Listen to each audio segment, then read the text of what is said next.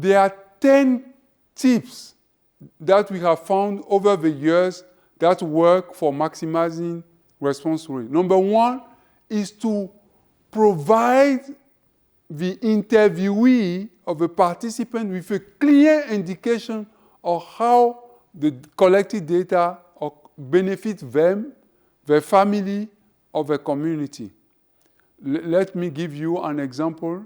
Let's assume you have an intervention in Tanzania which train farmers using modern or Western method of farming and irrigation to improve their yields and so then their revenue. Now, you were asked to evaluate that intervention and you want to maximize the response. So you can tell the farmer that by providing you his view of his experience going through the training, learning new farming technique, new irrigation practices, you will be able to improve upon the program, thereby improving upon his skills in farming, in irrigation, in increasing his yield, and that will be a better outcome for his income.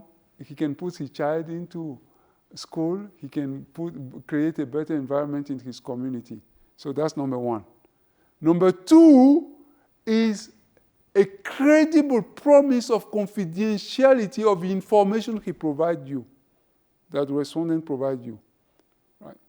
Number three is use people of influence, like popular and likable community leader, celebrity in the community, to help solicit participation. So that is done before the data collection, when you go to key informant interview and asking for help.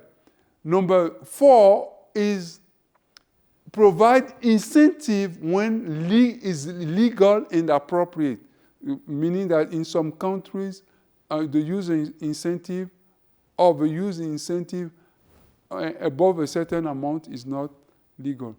Number five is to minimize the inconvenience and the burden of answering a question on the respondent.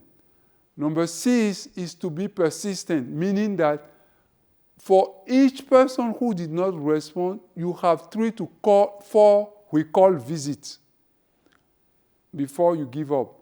So after the recall visit, now you have a replacement sampling strategy whereby after 4 visits, you can replace that person. So you have that replacement strategy in place before you go in the field.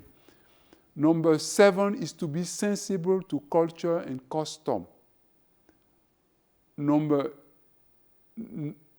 8 is to plan ahead. Number 9 is to make sure that the data collector are trained properly. And number 10 is to provide an honest and clear supervision during data collection.